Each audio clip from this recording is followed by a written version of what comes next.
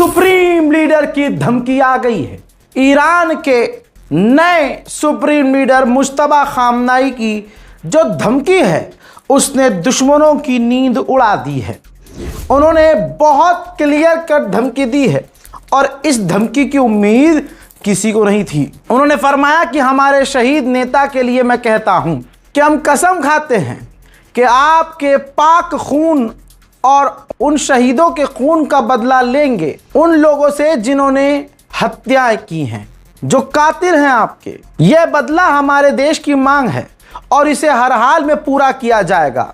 ये अपराधी जिनके नाम ऊपर से नीचे तक सारे लोग जानते हैं, वो अपने बिस्तरों पर सुकून से मरने की ख्वाहिश अपने सीनों में, अपनी कब्र में लेके जाएंगे। उन्हें ये पता होना चाहिए कि यह मामला मेरे होने या मेरे किसी अधिकारी के होने से नहीं होगा।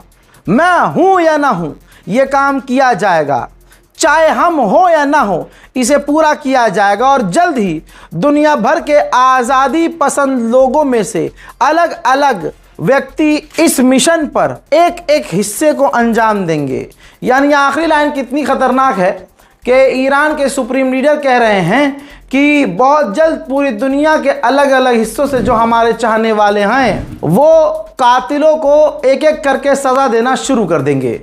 इस धमकी के बाद, इस बयान के बाद डोनाल्ड ट्रंप परेशान हो गया है। वहीं ईरान में अचानक से फिर से धमाकों की आवाज आई, लेकिन ईरानियन गवर्नमेंट ने कहा कि ये अटैक नहीं है, कंट्रोल्ड धमाके हैं। यह कंट्रोल्ड धमाके हैं, यानी जो बम फटे नहीं थे हम उसको डिस्ट्रॉय कर रहे हैं। वहीं सैटेलाइट इमेज में दिख रहा है, बल्कि मैं दिखा देता हूं, ये देखिए सैटेलाइट इमेज में दिख रहा है कि हाल में ही ईरान ने जो जॉर्डन पर हमला किया था, और मैंने आपसे वादा किया था कि आज मैं खबर बता रहा हूं लेकिन आपके सामने सबूत 2 दिन बाद दूंगा। तीसरा दिन है, सबूत आपके सामने है। जॉर्डन पर जब ईरान ने हमला किया था तो अमेरिका और जॉर्डन मिलकर उस मिसाइल को, उस हमले को नहीं रोक पाए और अमेरिका के जो बेस हैं जॉर्डन में, वहां पर सटीक निशाना नजर आ रहा है। हमला बिल्कुल सही जगह ईरान ने किया है, मिसाइलें हिट हुई हैं। अगली तस्वीर और क्लियर है, ये जॉर्डन का बेस है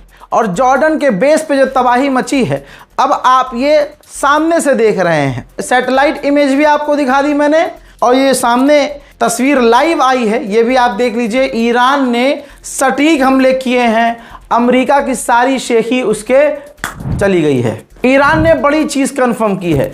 ईरान ने कहा कि जो China, Russia, Iran railway line जो अमेरिका ने तबाह की थी उसे हमने 24 घंटे में ठीक कर लिया है। बहुत बड़ा अपडेट ये है, मंजर देखिए, ईरान के विदेश मंत्री ओमान पहुंचे हैं। जी हाँ, ओमान ने बिल्कुल रेड कारपेट वाला उनका स्वागत किया है और ईरान और ओमान इस वक्त बात कर रहे हैं कि ओमान की तरफ से भी कोई रास्ता दिया जाए, सेफ पैसेज दिया जाए ताकि टैंकर ओमान की तरफ से भी गुजर सके।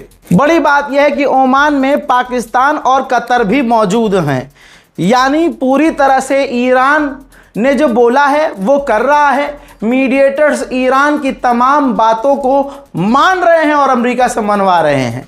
भले ही अमेरिका सामने आकर कहता रहे कि हमने ईरान के फाइटर जेट को तबाह कर दिया, हमने ईरान की फौज को तबाह कर दिया, हम ईरान की नस्ल मिटा देंगे, सब हवाई बातें हैं। मेरे दोस्तों, ईरान के डिफेंस मिनिस्टर ने कहा न जंग से पहले न जंग के बाद हमने हथियार कम नहीं किए हैं, हथियारों का प्रोडक्शन बढ़ाया है, यहां तक कि ड्रोन प्रोडक्शन हमारा 3 गुना ज्यादा बढ़ गया है। उधर ईरान ने साफ कह दिया है कि स्ट्रेट हॉर्मुज से हम अपना कंट्रोल नहीं छोड़ेंगे। अमेरिका, सीरिया, इराक बात कर रहे हैं कि गैस पाइपलाइन जमीनी रास्ते से बिछा दी जाए ताकि हमें स्ट्रेट हॉर्मुज की जरूरत ही ना पड़े। चाइना ने अपनी फ्यूल कंपनियों से कह दिया है कि अपना फ्यूल प्रोडक्शन हाई रखो, ज्यादा फ्यूल बनाओ, क्योंकि अभी भी जंग की संभावना है और कभी भी कुछ भी हो सकता है। ईरान के फॉरेन मिनिस्ट्री के स्पोक पर्सन ने कहा है कि हमारी IRGC बेहतरीन तरीके से काम कर रही है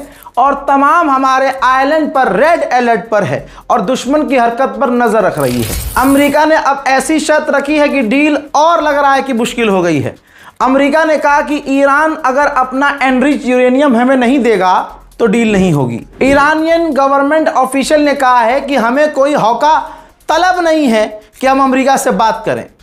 अगर अमेरिका चाहता है कि हम उनसे बात करें और एग्रीमेंट हो, तो जो फालतू की मांगे कर रहा है अमेरिका, पहले उसे छोड़े, तब बात आगे होगी। उधर कुर्दिश लड़ाके, ये जो आतंकवादी हैं कुर्दिश, जो ईरान के लिए खतरा हैं, ईरान ने उन पर तोप के गोले दागे हैं। उधर सऊदी अरब और कनाडा के बीच $700 मिलियन की डिफेंस डील हुई है। दोनों एक दूसरे के साथ हथियारों का इंपोर्ट एक्सपोर्ट करेंगे, हथियार खरीदेंगे, बनाएंगे, बेचेंगे, कुछ भी कर लो, सारी दुनिया से अरब डील कर ले। लेकिन अगर हक का साथ नहीं देगा तो कोई भी हल्के फुल्के हथियारों से इनकी पूरी तरह से चीर के रख देगा, जैसे ईरान ने चीरी है। आप सोचिए, मोसाद पूरी दुनिया के लिए खतरा है कि नहीं? जो खुद इजराइल का दोस्त है उसके लिए भी मोसाद खतरा है। ये ठग देते हैं। रिपोर्ट ये रही, रिपोर्ट के मुताबिक खबर ये है, ईरान पर हमला करने के लिए आतंकवादी संगठनों को, गुंडों को, और जो होते हैं ना बड़े बड़े गैंगस्टर्स, उनको हायर किया था मोसाद ने ईरान पर हमला करवाने के लिए। और उन्होंने मोसाद के नाम से हायरिंग नहीं की थी, बल्कि अमेरिका के CIA के फर्जी एजेंट्स बनकर, कि भैया अमेरिका की CIA आपको हायर कर रही है, तो अमेरिका के CIA का रूप धारण करके आतंकवादियों को रिक्रूट किया गया था ईरान पर हमला करवाने के लिए। यह है मोसाद। हज़रत, इजराइल में चुनाव करीब है।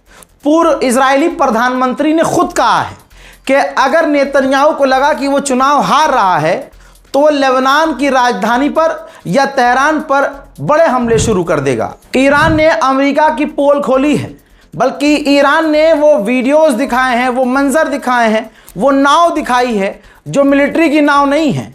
अमेरिका ने मछुआरों के ऊपर हमला किया है, निहत्थे आम लोगों पर हमला करके उनकी नौकाओं को तबाह किया है और ऐलान किया कि हमने ईरान की नेवी को तबाह किया है। लीजिए, अब मैं जनाब शहीद खामनाई की तस्वीर दिखा रहा हूं। यह उनकी कब्र की अब एक्सक्लूसिव तस्वीर है। जिस जगह को सजाया गया, जहां उनको दफनाया गया, ये उनकी एक्सक्लूसिव तस्वीर है, जो अब पूरी तरह से कब्र तैयार है। अभी भी इस जगह पर मशहद में लाखों लोगों का मजमा है। हज़रत, ये जिगर को छलनी करने वाली वीडियो देखिए। वो जो 14 महीने की जो बच्ची मारी गई थी जनाब खामनाई के साथ, अपनी बच्ची के कब्र पर वो बाप जिसकी वो बच्ची है, ये बहुत बहुत इमोशनल मंजर है। मेरे दोस्तों, दुआ कीजिए कि शैतान पूरी दुनिया में जलील हो जाए। ये देखिए, जैसा मैंने आपसे कहा, जिस जगह खामनाई दफन है, भाई दफीना होने के बावजूद तांता लगा है, मिलियंस नंबर में लोग पहुंच रहे हैं। 24 घंटे मशहद में लोगों का तांता लगा है। जनाब खामनाई की कब्र पर लोग पहुंच रहे हैं। इजराइल को हथियारों की कमी है, अपने दम पर वो इतने हथियार बना नहीं सकता है, तो इजराइल की कंपनी भारत की कंपनी से बात कर रही है कि आयरन डोम के लिए जो मिसाइल्स हैं वो भारत और इजराइल साथ मिलकर बनाएं। मेरे दोस्तों, ईरान स्पेशल रिपोर्ट में फिलहाल के लिए इतना ही। इस रिपोर्ट को शेयर कीजिए, अपनी राय कमेंट में लिखिए, चैनल को सब्सक्राइब कीजिए। जय हिंद।